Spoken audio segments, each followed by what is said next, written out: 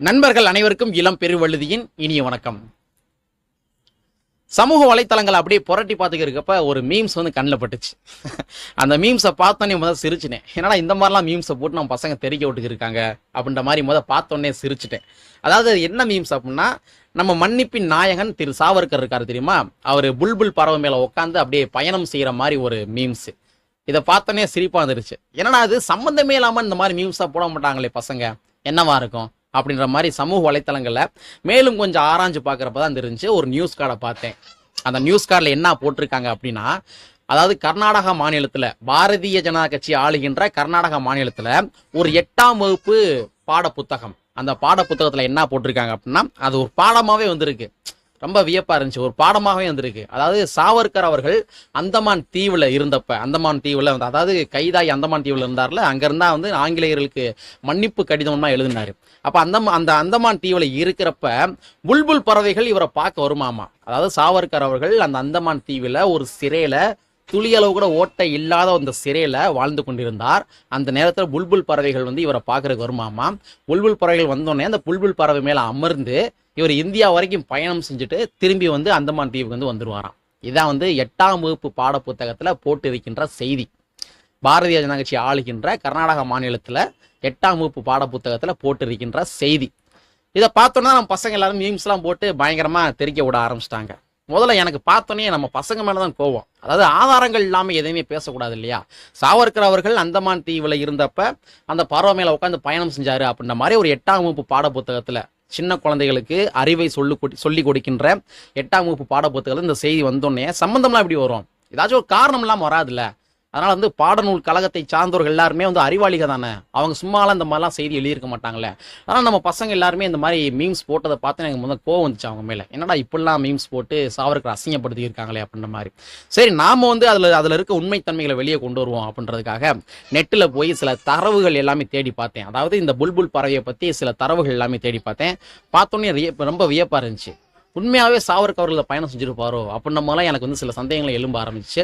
அது என்னென்ன தரவுகள் எடுத்தேன் அப்படின்றத உங்களுக்கு சொல்கிறேன். அந்த தரவுகளை பார்த்து முடிச்சதுக்கு பின்பாக சாவர்கர் அவர்கள் உண்மையாகவே இந்த புல்புல் பறவை மேலே பயணம் செஞ்சுருப்பாதா அப்படின்றத நீங்களே ஒரு முடிவுக்கு வாங்க.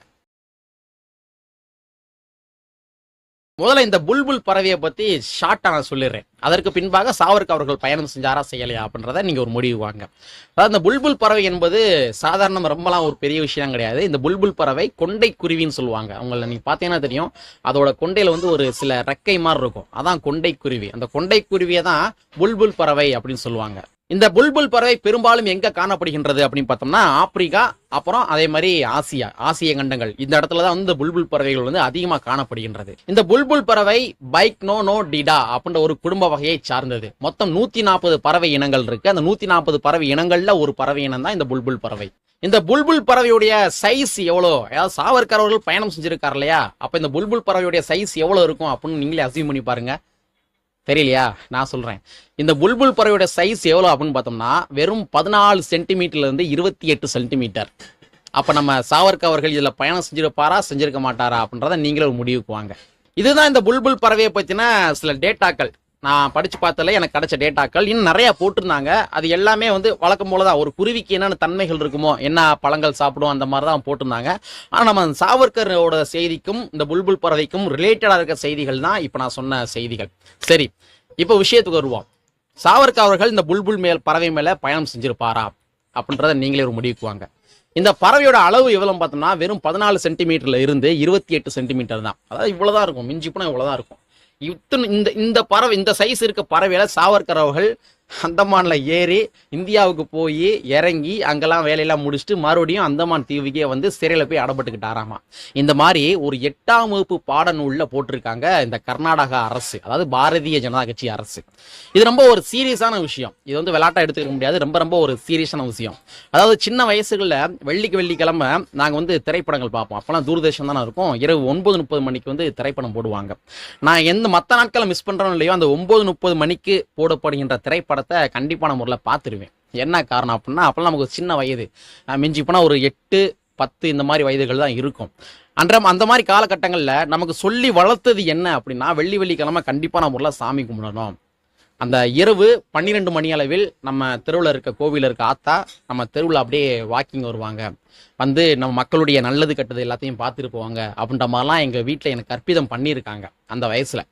அதனால என்ன பண்ணோம்னா, அந்த வெள்ளிக்கிழமை இரவு தூர்தர்ஷன் டிவியில் போடப்படுகின்ற திரைப்படத்தை அந்த 12 மணி வரைக்கும் உட்காந்து வேணுங்கன்னே பார்ப்போம். ஏன்னா எப்படியாச்சும் அந்த கடவுளை பார்த்துடலாம் அப்படின்றதுக்காக.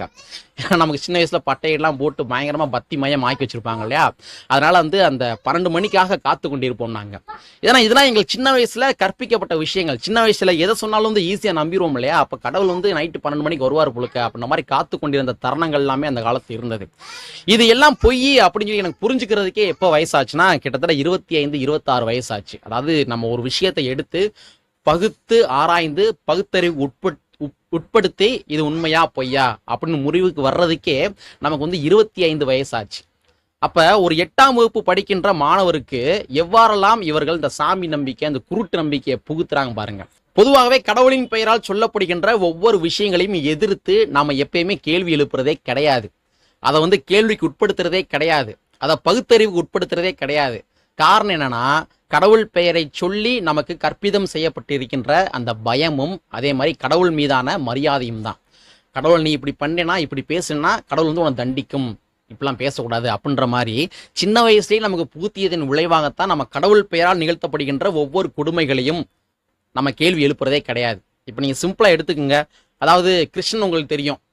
அதாவது பொதுவாக ஒன்றும் இல்லைங்க, ஒரு சமுதாயத்தில் போய் ஒரு இடத்துல பொருளை திருடி நம்ம பண்ணோம்னா அது குற்றம் இல்லையா? ஆனால் இதுவே கடவுள் ஒரு வீட்டுக்குள்ள போய் வெண்ணையை திருடி திண்டா அவரை வந்து நம்ம கடவுளாக பார்க்குறோம். எதிர்த்து கேள்வி எழுப்புறது கிடையாது. கடவுள் செஞ்சது தவறுன்னு சொல்கிறது கிடையாது. பெண்கள் குளத்தில் குளித்து கொண்டு இருக்கும் பொழுது அவங்களுடைய ஆடைகள்லாம் ஆட்டையை போட்டு போகிற கிருஷ்ணனை நம்ம வந்து இன்னும் கடவுள்னு சொல்லி கும்பிட்டுக்கு இருக்கோம். நம்ம அதை எதிர்த்து கேள்வி எழுப்புறது கிடையாது. ஒரு பெண்களுக்கு இழுக்கு செய்கின்றையே நீ நல்லவனா அப்படின்ற மாதிரி கேள்வி எழுப்புறது கிடையாது. காரணம் கடவுள் மீதான மரியாதை, கடவுள் மீதான அச்சம். இங்கேருந்து இலங்கைக்கு பாலம் கட்டினார் ராமர் அப்படின்னு சொல்லி நம்ம நம்பிக்கை இருக்கோம். சரி கட்டினாருக்குன்னா வச்சுக்கிறோம் நம்ம, சரி ஒரு வெள்ளை கட்டினாரு அப்படின்னு வச்சுக்கிடுவான். ஆனால் அந்த பாறாங்கல்ல ஜெய் ஸ்ரீராம் ராமர் அப்படின்னு எழுதி தண்ணியில் போட்டோன்னே மிதக்குது அப்படின்ற மாதிரிலாம் நமக்கு சொல்லியிருக்காங்க. அதையும் நம்ம கேட்டு நம்பிக்கிட்டு தான் இருக்கோம். ஏன்னா கடவுள் மீதான அச்சம், கடவுள் மீதான மரியாதை, அதை கேள்விக்கு உட்படுத்துறது கிடையாது. எப்படி பாறாங்கல் மிதக்கும் அப்படின்ற மாதிரிலாம் கேள்வி எழுப்புறது கிடையாது. பகுத்தறிவுவாதிக கேள்வி எழுப்பிக்கிருக்காங்க. ஆனால் அந்த சாதாரண சாமானிய மக்கள் கேள்வி எழுப்புறாங்களா? கிடையாது. இங்கிருந்து செய்தியை தூக்கிட்டு புஷ்பக விமானம் மூலமாக இலங்கைக்கு போனார் ராவணன் அப்படின்ற மாதிரிலாம் சொல்லியிருக்காங்க. இதுவே ஒரு பெரிய விஷயமாக இப்போ மகாபாரதத்தில் புஷ்பக விமானம் நாங்களாம் வந்து உலகத்திற்கு விமானத்தை முன்னோடியாக கொடுத்தவர்கள்ன்ற மாதிரிலாம் சில பாரதிய ஜனதா கட்சிக்காரங்க கூமுட்டத்தனமாக பேசியிருக்காங்க. சிவனோட மண்டையில இருந்து கங்கை ஒழுகுது. அதே மாதிரி நம்ம விஷ்ணு அவர்கள் பன்றி அவதாரம் எடுத்து கடலுக்குள்ள போய் பூமியை முட்டி தூக்குனாரு அப்படின்ற மாதிரிலாம் சொல்லியிருக்காங்க. அதாவது கடல் வந்து எதில் இருக்கும் பார்த்தாலும் பூமிக்குள்ளதான் இருக்கு. அப்ப பூமிக்குள்ளதான் கடல் இருக்கு. அப்ப பூமிக்குள்ள இருக்கிற கடலுக்குள்ளேயே போய் பூமி எப்படி முட்டி தூக்க முடியும்? இந்த மாதிரிலாம் பகுத்தறிவு சிந்தனைகளோட கேள்வி எழுப்ப நம்ம தவறுறோம். காரணம் என்ன? கடவுள் மீது இருக்கின்ற பயமும் அச்சமும் அதே மாதிரி மரியாதையும். இந்த மாதிரி தான் சின்ன வயசுல நம்ம சொல்லி கொடுத்துருக்காங்க. கேள்வி எழுப்பக்கூடாது, கடவுளை எதிர்த்து கேள்வி எழுப்பக்கூடாது, கடவுள் என்ன செஞ்சாலும் சரி அப்படின்ற மாதிரிலாம் நம்ம சொல்லி கொடுத்ததன் விளைவாகத்தான், சின்ன வயசே சொல்லி கொடுத்ததன் விளைவாகத்தான் இன்னும் பல நபர்கள் பகுத்தறிவு வந்து வராம இன்னும் அந்த சனாதன சிந்தனைகளை ஊறி போய் திளைத்து கொண்டிருக்கின்றார்கள். ஸோ சாவர்கர் அவர்கள் புல்புல் பறவை மேலே போனதுக்கான வாய்ப்புகள் இருக்கா இல்லையா அப்படின்றத நீங்களே கீழே கமெண்ட் பாக்ஸில் கமெண்ட் பண்ணுங்க. அது மட்டும் கிடையாது, இந்த 8ஆம் வகுப்பு கர்நாடக மாநிலத்தில் 8ஆம் வகுப்பு பாட புத்தகத்தில் சாவர்கர் அவர்களை பற்றி வந்திருக்கின்ற செய்தி என்பது ரொம்ப ரொம்ப ஆபத்தான செய்தி. இன்னும் ஒரு 50 வருடம் இல்லை 60 வருடம், ஏன் இன்னும் 10 வருடத்தில் கூட சாவர்கர் அவர்கள் ஒரு கடவுளின் அவதாரம் அப்படின்னு சொல்லி இந்த பாரதிய ஜனதா கட்சி பிரகடனப்படுத்த தான் போகிறாங்க. அதையும் நம்ம இந்திய நாட்டில் இருக்கிற சில கூமுட்டைகள், பகுத்தறிவு இல்லாத கூமுட்டைகள் நம்ப தான் போகிறாங்க. நம்ம அப்பையும் குரல் கொடுக்க தான் போகிறோம். சரி, கற்பி ஒன்று சேர் புரட்சி என்று புரட்சி அம்பேத்கருடைய வரியை கூறிக்கொண்டு நிறைவு செய்கின்றேன். நன்றி, வணக்கம்.